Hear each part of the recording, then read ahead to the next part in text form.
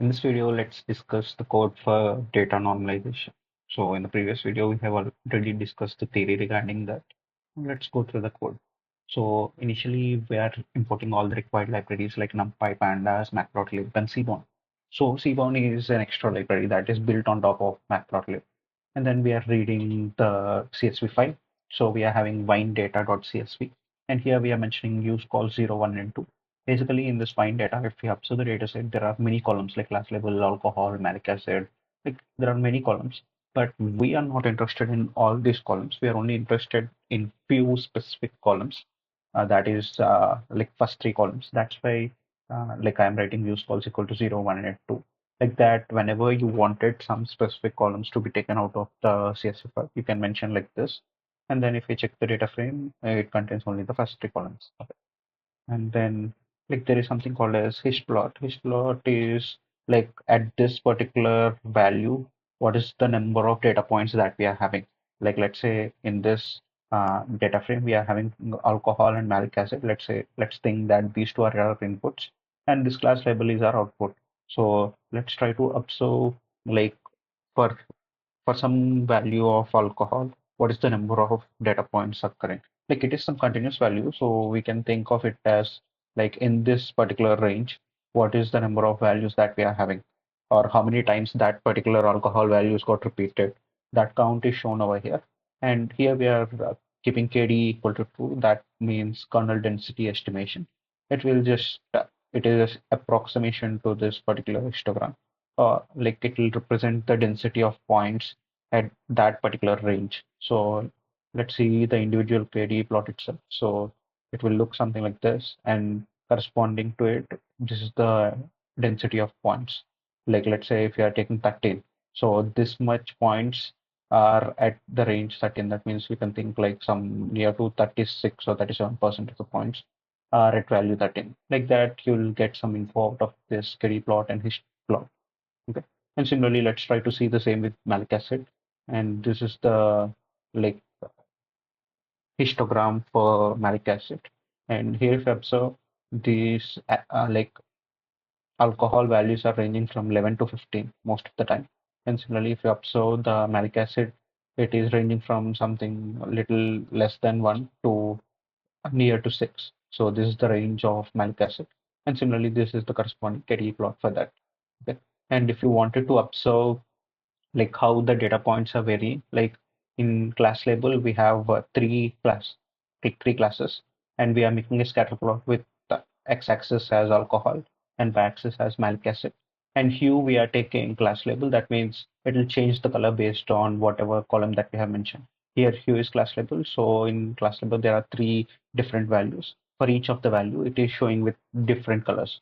But sometimes if you wanted to change the color as well, that you can do.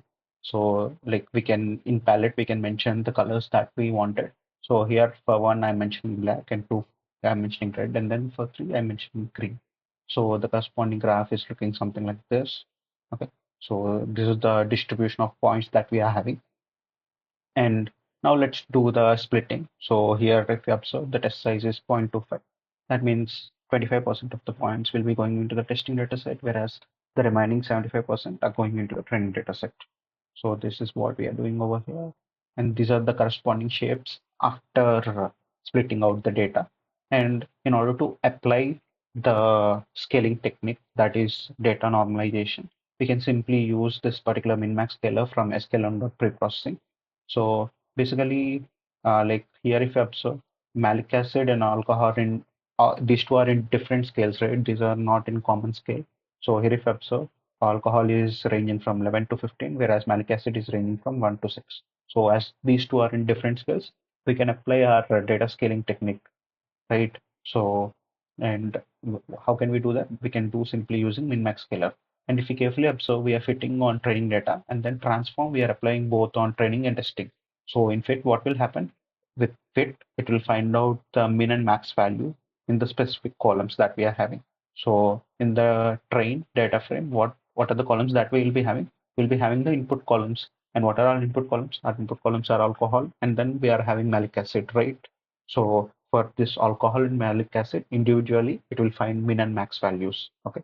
And this is, if you observe, this we are doing on only training data because we don't want to get the min and max of testing data. And that is because we don't want to show the information to the model. That is one reason. And the other reason is, let's say, like if we are going on to some real world testing. In real world testing, what will happen? The user will randomly give some input, right? That we will not know from before. So here we are having data. In that data, we are picking out min and max. But in general, in real world, it can be anything, right? So it can give like very small value and very large value, which are not necessarily the min and max that we have picking from training data. So there is no point in taking min and max of testing data, right? So that's why we'll only just do fit on training data, and then we'll apply this transform. So basically on transform, what it will do, it will apply the formula that we have discussed, that is x minus min by max minus min. Okay, so that formula it will apply. And this describe, if you guys know, I think we might have discussed previously also. It will just give what is the count, mean, standard deviation, minimum, 25th percentile value, 50th percentile value, 75th percentile value, and maximum for all the input columns that we are having. So in extend, we are having input columns alcohol and malic acid. So that's why it is giving details about these two features. And then like we are having extend normalized, right? That is after scaling, we are having some data. So that data for the data, like here in scaling, we are most interested in min and max values, right? So here, if you observe for alcohol, the minimum value is 11.4, whereas the maximum value is 14.83. And similarly, for malic acid, the minimum value is 0.74, whereas the maximum value is 5.8. So, mm, what should be these values after scaling? After scaling, these values should be 0 and 1. Let's try to observe the same on the scaled data. So here, if you observe, the minimum value is 0, whereas the maximum is 1. And similarly, on malic acid, the minimum value is 0 and the maximum is 1, whereas here it is different, right? Like that we can like observe whether it is getting properly scaled down or not. Let's try to do the same with respect to testing data. So in testing data, the minimum value is 11.03 and maximum value is 4.39, whereas here the minimum value is 0.89 and maximum value is 4.72. And after scaling, here if you observe, it is not exactly in the range of 0 to 1 because the min and max that we are finding, that we are doing with the help of training data only. We discussed, right, what is the reason for doing that. So like like that, like this, the testing data might not be scaled down exactly in range of 0 to 1. It might deviate a bit, okay, but most probably it will be lying in 0 to 1 only because like the training data that we are having most probably is correct data. If it is correct data, then the deviation might not be very high. Okay. So, and now if we observe before and after scaling graph, it will look like this. So here if you observe, the data distribution in both these graphs is looking exactly the same. The only difference that we are able to see is the scales. So previously the alcohol scale is 11 to 15, whereas now the scale is 0 to 1. And similarly, previously the malic acid scale is 1 to 6, whereas now it is 0 to 1. Okay, so that is the only difference. And similarly, we can observe the same on testing data as well. So here also the data distribution is exactly the same. Only the thing is it is changing the scale. And if you wanted to observe the KDE plots, we can observe them as well. We are trying to observe both of them on the same place. So this is the KDE plot of malic acid and this is of alcohol before scaling. But after applying scaling, these will be overlapping, right? Because both will be in the same scale. So that's why these two are overlapping like this. Okay. And similarly on testing data also we can do the same and we can obtain these particular KDE plots. So I hope you got a clear idea how we are applying this meta normalization and what is it internally doing and how is it calculating min and max. All this, like all these things are very clear for you, I think. And if you have any doubts, you can comment down in the comment section. And that's it for this video. And thank you, everyone. Bye bye.